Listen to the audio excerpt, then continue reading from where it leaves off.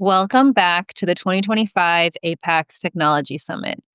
I'm Tania Laden, Vice President of Development and External Affairs. I am thrilled to be joined by the President and CEO of CTIA, Ajit Pai. Before joining CTIA, Ajit had a distinguished public service career. He was appointed to the Federal Communications Commission by President Barack Obama and was designated FCC chairman by President Donald Trump. During his tenure, he implemented major initiatives to help close the digital divide, promote U.S. leadership in 5G, encourage innovation, and safeguard consumers and national security. Welcome, Ajit, to the APACS Technology Summit. Thank you so much for having me, Tania. I really appreciate it. Great. Well, let's just jump right into it. I know we have a lot to talk about. I think we'd love to start really just hearing about your personal story. How has your Asian American heritage shaped your perspective and leadership journey throughout your career, especially as chairman of the FCC and now as president and CEO of CTIA? It's certainly played an important part in who I am and how my career has progressed, even if it's been sort of implicit or in the background. But my very first day after becoming the chairman of the FCC, I gave a speech to all of the FCC's some 1,500 employees, and I talked about my family story. My parents coming from India in 1971 with literally nothing else other than $8 in cash, a transistor radio, and just a belief in the American dream. And that's always motivated me throughout my academic career when I was in school, then even during my professional career. Number one, to always ensure that I'm working hard and doing my best to be worthy of the sacrifice they made for me and my sister by coming to this country, and also having a sense of humility about myself.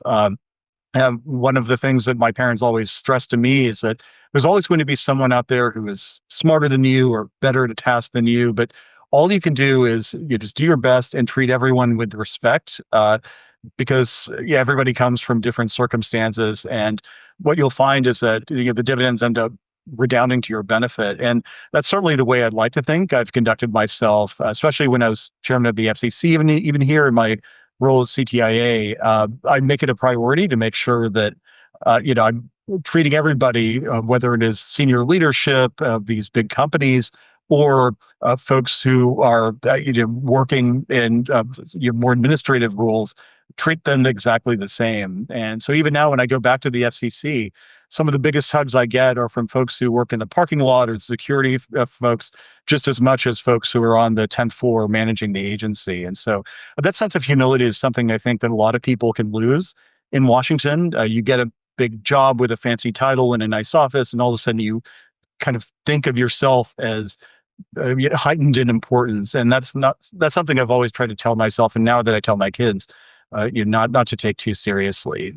Don't get too excited when things are going well, and don't get too down when things aren't going so well. So I guess that's probably the two things that have infused my professional career, as informed by the Asian American experience. And also just keeping in touch with family and friends abroad, it keeps me very grateful that we have these opportunities that we have in the United States. A lot of my family members in India in particular, there's sort of a ceiling of what they feel they can accomplish just based on the way the system is set up there and different things like that. And so just the knowledge that here in the United States, literally anything is possible. I mean, even a shy, awkward dork who grew up in Kansas in the 1980s can become the chairman of the FCC. It's sort of a testament to the exceptionalism that America has always exhibited in my mind.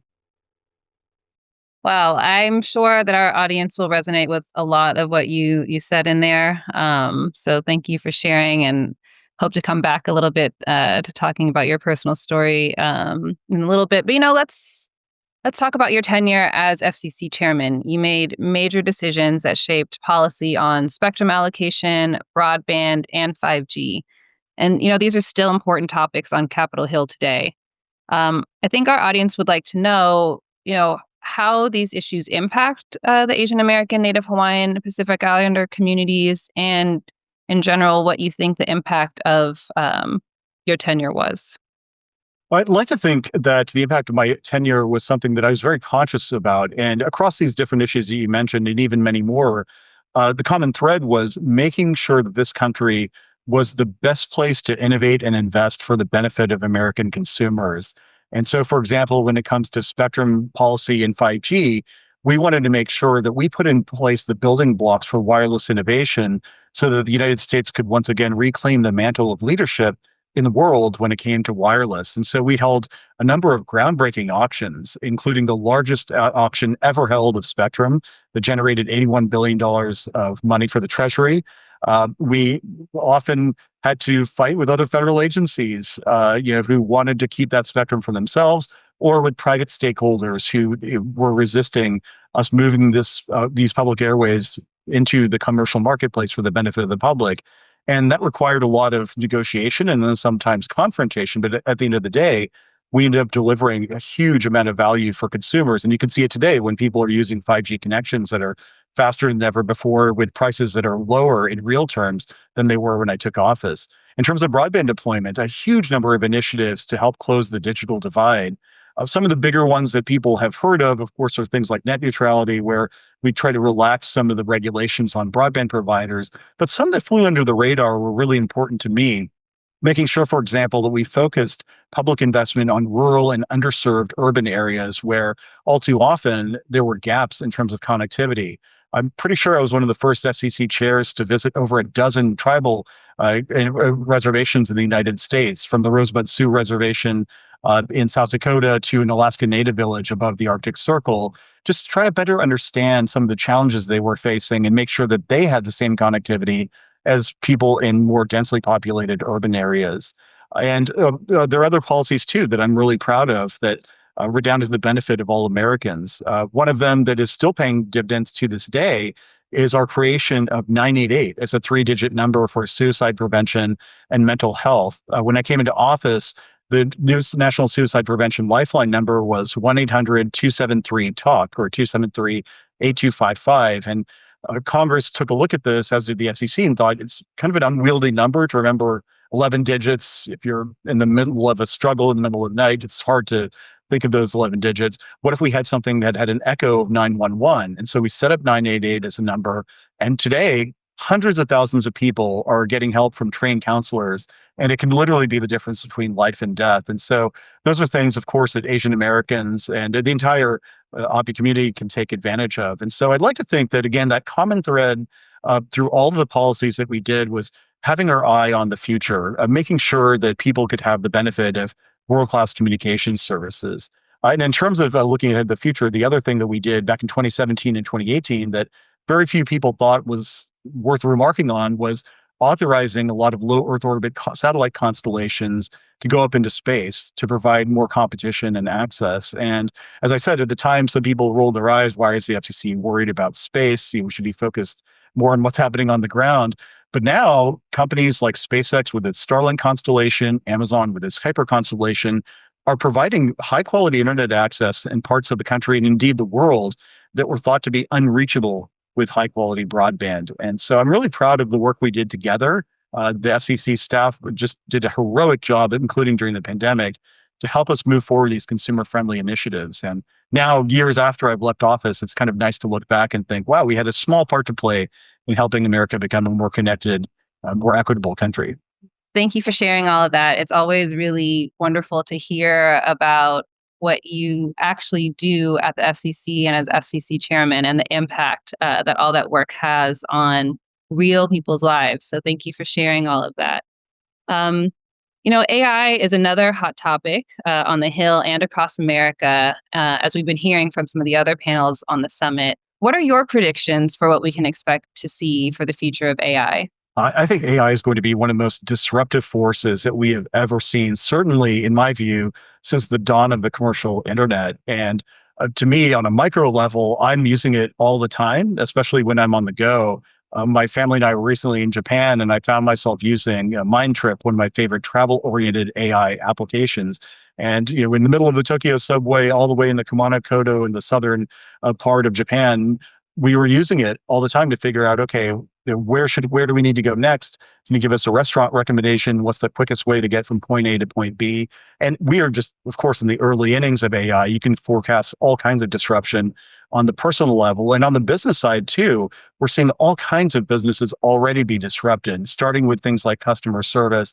And I think that's going to migrate even on the telecommunication side of things to the management of networks in terms of healthcare. The combination of telehealth and AI is going to generate unthinkable benefits for consumers who, for example, cancer patients, you can have intervention a little earlier because you can figure out a little quicker, thanks to AI, who's more likely to have a malignant form of cancer. We're just scratching the surface in so many different ways. And so I think there are a lot of benefits. To be sure, there are going to be disruptions as well, as I mentioned. And so I think the future of work is something that a lot of people are going to have to grapple with. A lot of the jobs that I did early in my career, for example, are already all entirely automated. You're reviewing a bunch of documents sitting in physical boxes, trying to find the one document that can make a case in antitrust litigation. That is, well into the rearview mirror. That's all being automated. And so as I think about my own kids, as they gravitate into this new world, what does the future of work look like for them? And that's something I think we need to have a candid conversation about.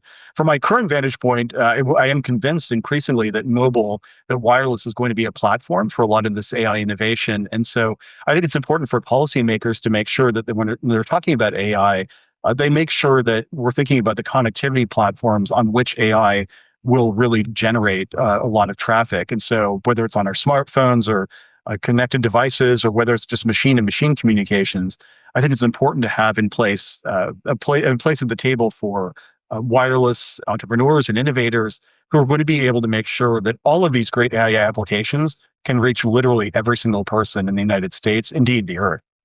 Great. Yeah. A lot of what you're saying echoes the conversations we've been having at the Tech Summit, particularly around the future of work. And so it's great to hear that those are some of the issues that you're thinking about as well.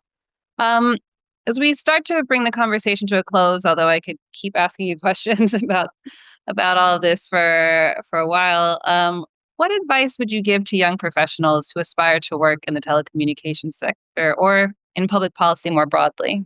Well, I think the first and foremost thing I would encourage them to think about is just don't don't hold yourself back. Continue to have that hunger to achieve something in the public policy space. I think back to when I was a kid, growing up in rural Kansas. It's hard to remember, but in those days, there were very few outlets to the outside world. And for me, at least, it all changed when I was about 10 or 11 and we got a satellite dish. And all of a sudden, we got all these TV channels that were, unthinkable to me. Just prior to that, we only had 3 broadcast channels. And one of the channels I got was C-SPAN. I was one of those C-SPAN junkies, believe it or not, in the 1980s. And I would watch these Senate proceedings or House proceedings or watch the president make speeches and think, it must be incredible to have the chance to be in Washington, D.C. But, there are no people who look like me on the dais or making these speeches. That's just not something that somebody like me can aspire to. And in my case in particular, my parents were doctors. Everyone in my family was doctor and engineer. So just public policy seemed to be just beyond my reach. And I guess the number one thing I would encourage folks out there who are thinking about public policy, but for whatever reason feel pressures to go a different way, don't let those passions be diverted. Just really have almost a maniacal focus on what it is that drives you and makes you wake up in the morning. Number two, related to that, just be courageous. Don't be shy about going up to people whose work you admire, or to attend events where the topics are of interest, and just make connections. Those are the types of things that really pay benefits, believe it or not. And it might be in ways you can't even predict. A lot of the jobs I've had, for example, in the course of my career, come not from me applying for the job, but people remembering, oh, remember Ajit expressed an interest in X. Here is a job relating to X. Let's just see if there might be a fit there. And those are the types of things that are really important.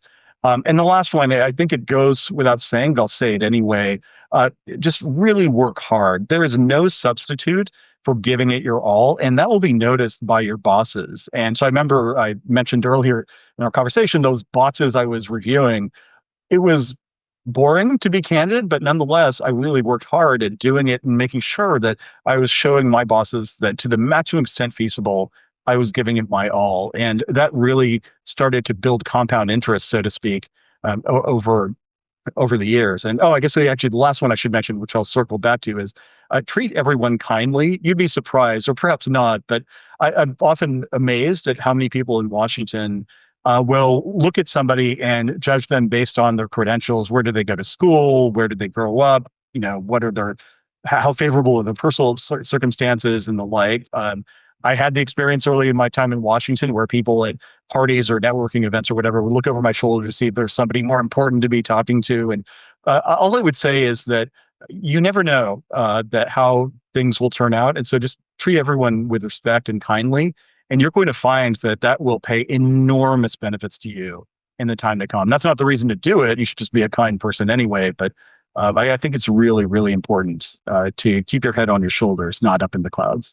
Wow, and that's such a great story, that access to technology in your childhood really inspired you to pursue a career in public service. And you're part of, the ecosystem now that's making that possible for future generations. So what a really great full circle moment to bring up.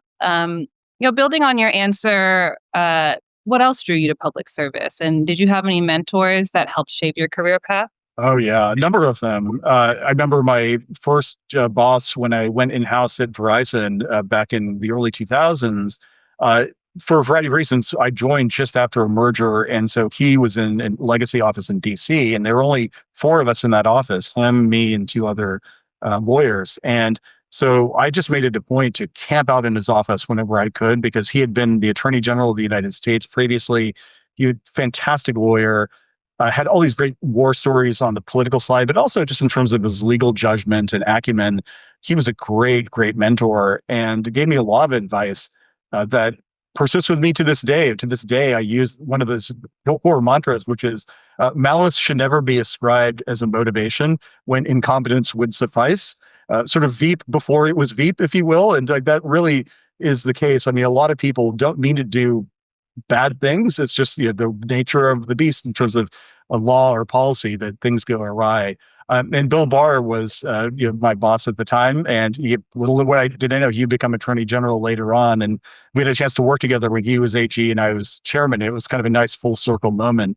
Another one of my mentors was in law school. A professor I had my first year for civil procedure, David Curry. I was terrified of him. He used the Socratic method, and you never knew what, based on his questioning of you, he would call you out just in the middle of class. Am I giving the dumbest answer ever? Am I getting any of this? But over time, I went to his office hours to try to work myself out of this fear. And long story short, we ended up doing, I did an independent study paper with him, which I ended up publishing on my own.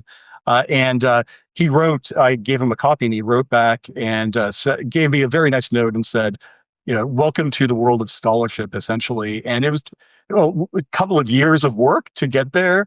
But all of which is to say that he taught me that even if you don't know something about a field, you have the aptitude to do it. And there's nothing that prevents you from going into the soil, digging for the facts, coming up with a set of facts, and then writing about it and producing something original that nobody's done before. And that kind of gave me the confidence to know, there's no reason why I can't do something that's groundbreaking, just like the people I read about in the news. And there have been a number of other mentors, throughout my life that I've had. One of them as well that I often think about, although she's long since passed, was my grandmother. She wasn't allowed to go to high school back then. This was in the 1930s in India, but she was one of the smartest people I've ever known.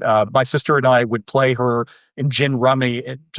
She would almost not be paying attention. And then next thing you know, she would just wipe us all out because she could remember every single card. Anyway, when she passed, it was incredible because none of us knew this, but she had been an investor throughout her life, starting in the 1940s when she and my grandfather started working. She just put a little bit of money here and there, and she invested in companies like Coca-Cola and Alcoa and all these things, and just ended up generating this enormous portfolio by the time she passed. And it just kind of reminded me that, again, going back to our earlier conversation, never judge people based on what they look like, what their credentials are, where they happen to live.